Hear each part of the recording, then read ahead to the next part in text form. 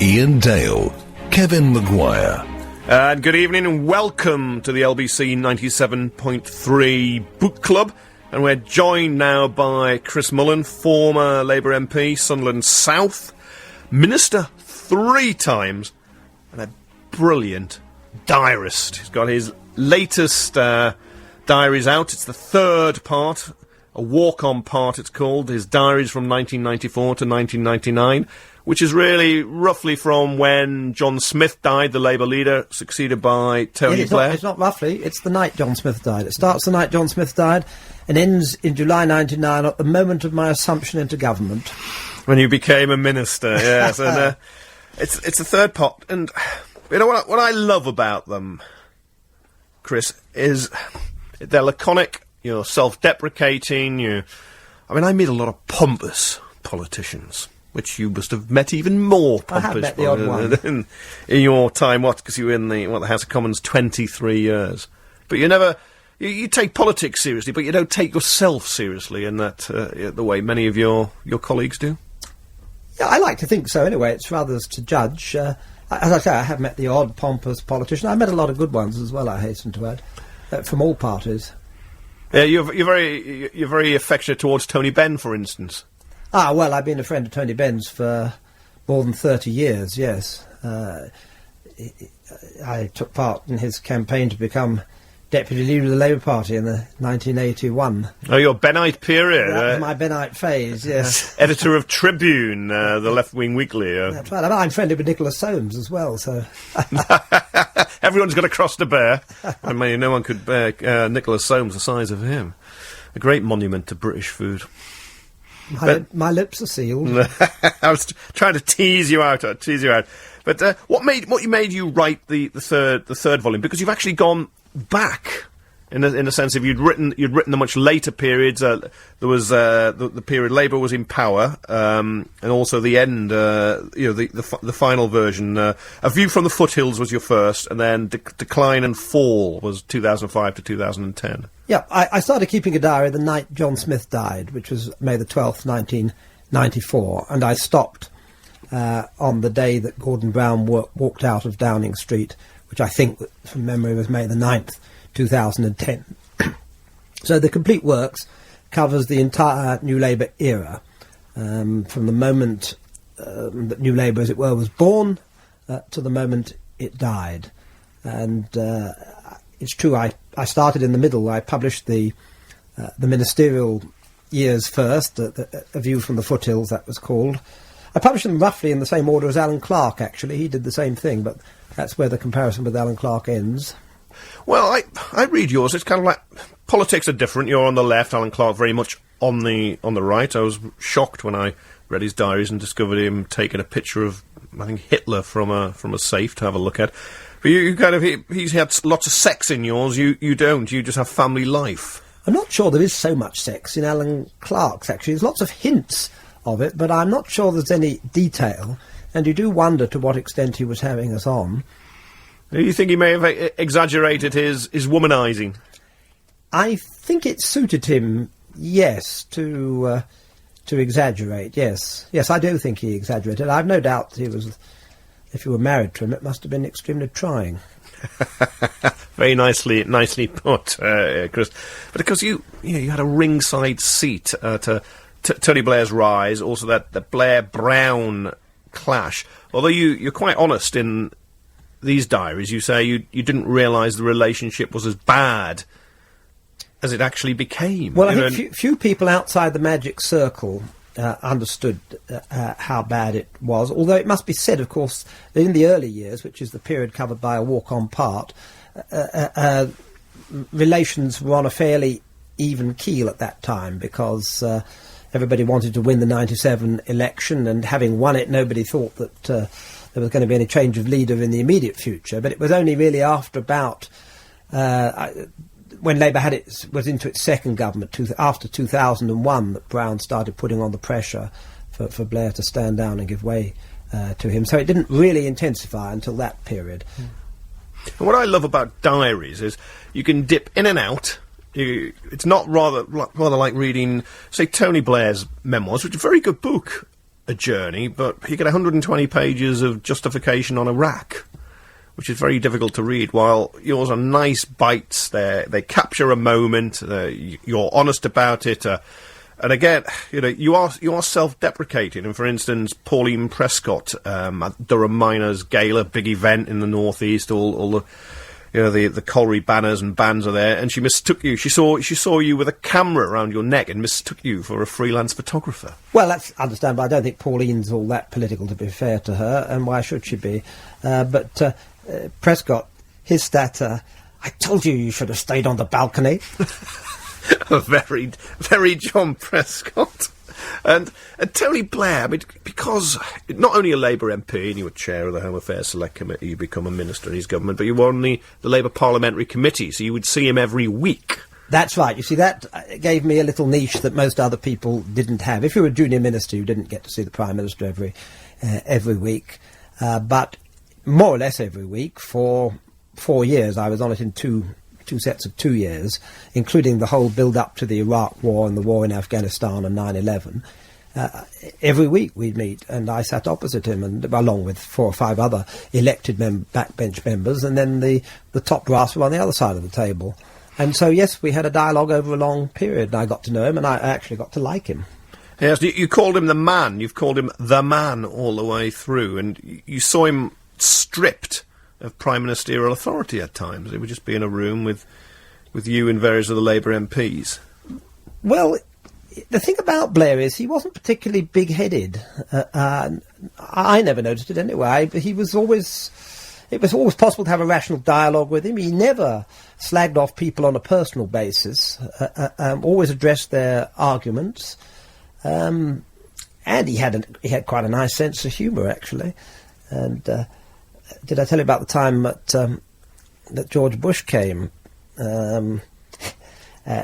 You know what happens when the American president comes: massive security and big men with number one haircuts and talking into their sleeves. Earpieces, talking into their sleeves. So I thought, well, it's not every day the American president. I was a minister of the Foreign Office at the time.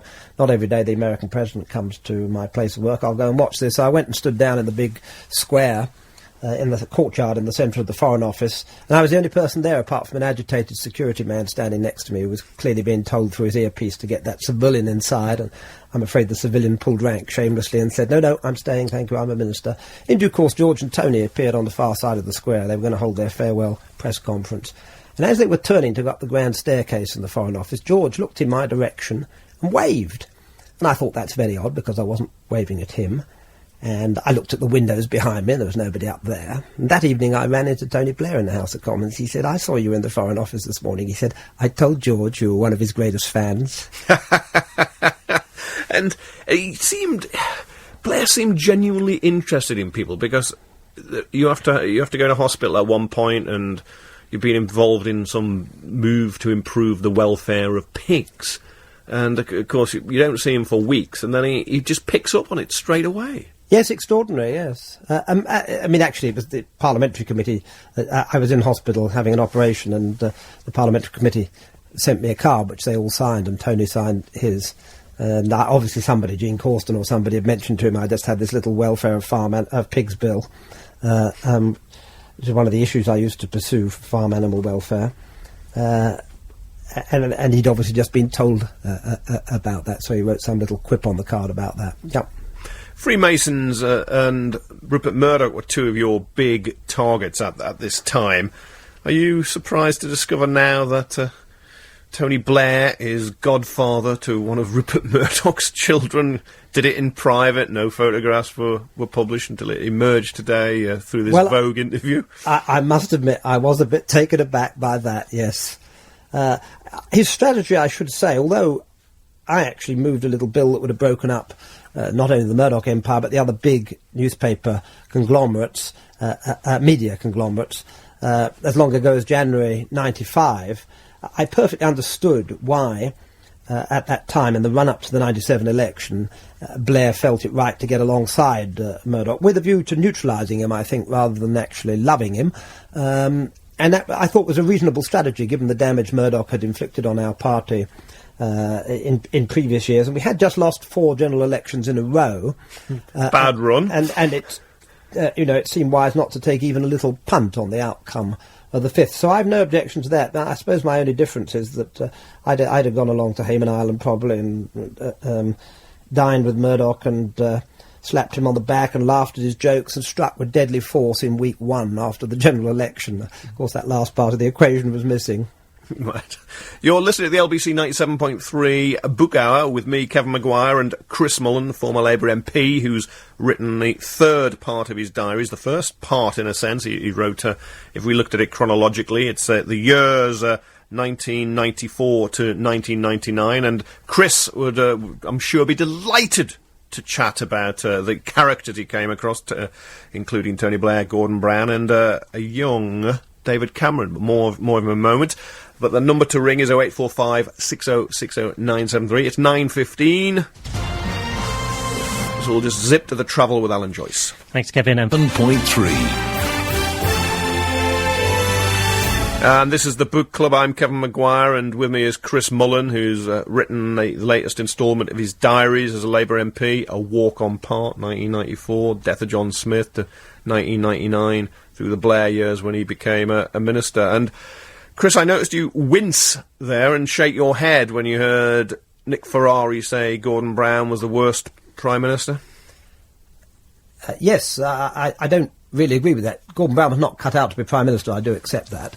But as I think Anthony Selden says in the Evening Standard tonight, it's forgotten that Gordon actually did all the right things in relation to the global meltdown, and that was widely acknowledged outside this country, though not in this country, which is why he's more popular abroad than he is outside. Whereas Anthony Eden and Ted Heath both failed to rise to the major crises in their time in office. Suez in the case of Eden, and the first miners' strike in the case of Heath. Yes, and at least Anthony Selden's been consistent, because he said something similar yesterday on a show I did here on LBC. But you never took to Gordon Brown. In fact, in your diaries, 1993, I think it is, Ken Clarke is given an emergency budget, and you refer to it, and you actually say you prefer Ken Clarke's style and the dispatch box, quite relaxed, laughing with Gordon, who was gloomy and the world was going to end.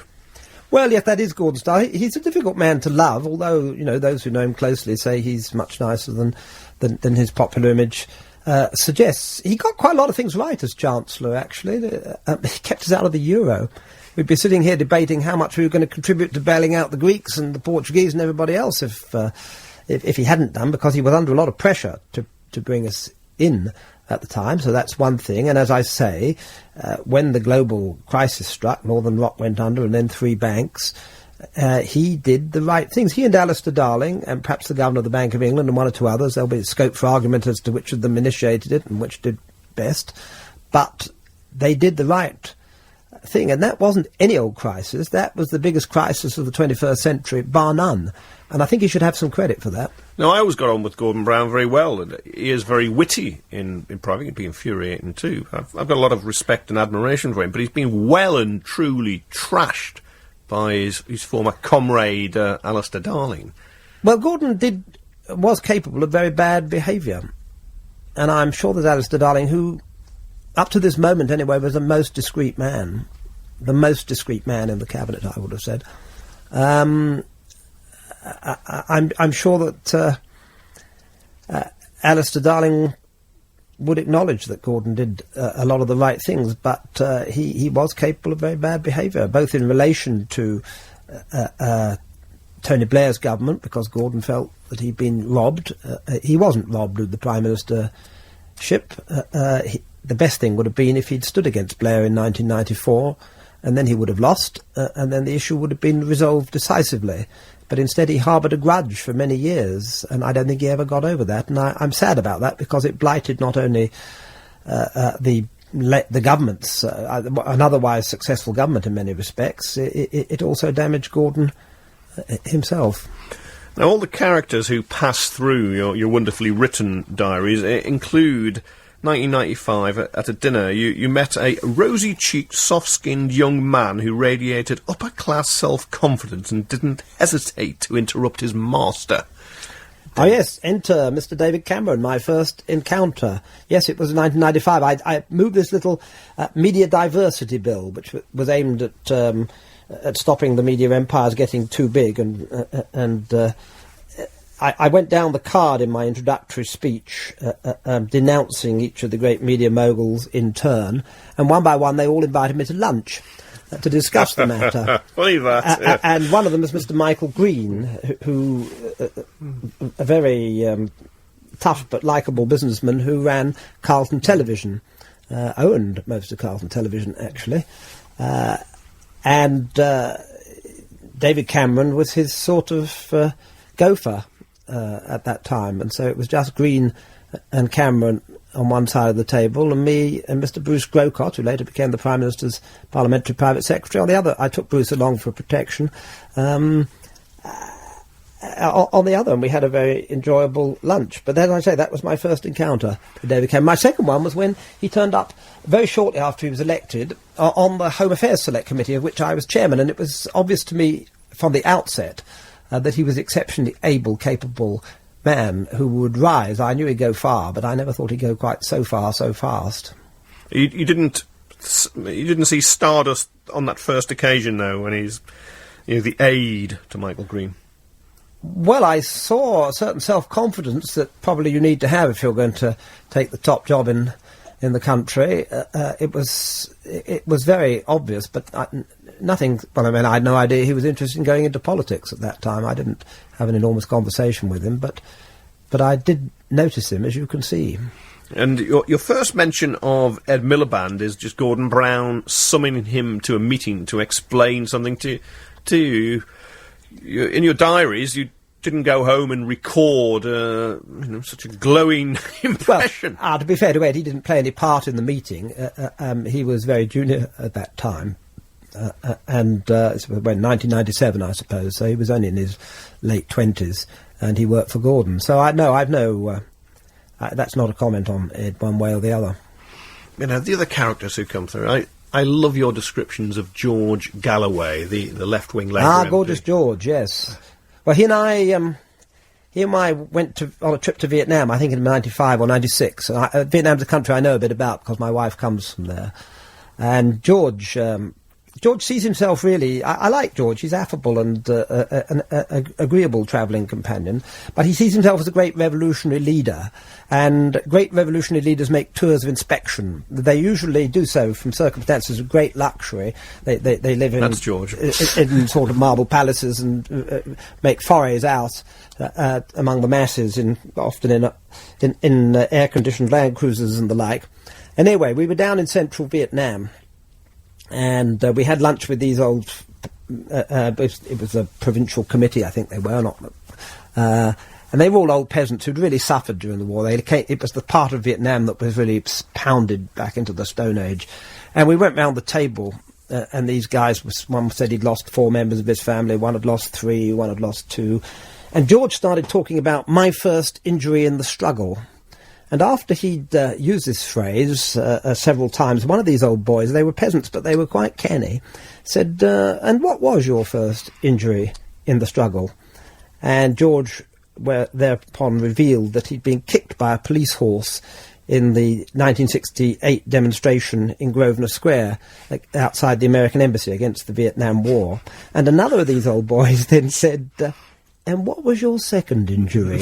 And that's the only time I've ever seen George lost for words. Yes, I wouldn't want to be kicked by a police horse, but not quite being napalmed or having Agent Orange dropped on you. There's also a case, he always seemed to be against the market reforms in Vietnam. I think they should be living in socialism. Well, you see, he did regard, yes, the market reforms. And I have to say, Vietnam has been, as has China, more so China, been swept by a most virulent form of market forces that not even Mrs. Thatcher would recognise. So there is scope for being critical about some of the things that have happened. But George, I think kind of believes, or did then, I don't know now, I haven't talked to him recently, in the Stalinist model of socialist development. Of course, what he saw at this period, 1996, was market forces gradually spreading in Vietnam. One of the first places, of course, it spread to was hotels. Now, George bit of a contradiction here, because George likes luxurious hotels, but the ones that were luxurious and were properly run were in the private sector. And this only gradually dawned on George. And the ones where water didn't always come out of the taps or the electricity didn't come on were state-owned still. So we come to a place, and George would say to me, a particularly good guest house, I remember, in Hue in central Vietnam. He'd say nervously, Chris, is this one... it's private, George, I'd say. And you could see he was a little bit disappointed. Now, the other thing I like, all those characters, just those little insights into life as an MP, how watching Inspector Morse one evening, you signed 350 Christmas cards. Well, yes, I used to do that. I used to start signing Christmas cards about beginning in November in batches, usually of 100 or so, on the train coming down. I used to do my correspondence on the train, because I lived in Sunderland, so it was a three-hour train journey. Yes, and sometimes watching Inspector Morse, yep.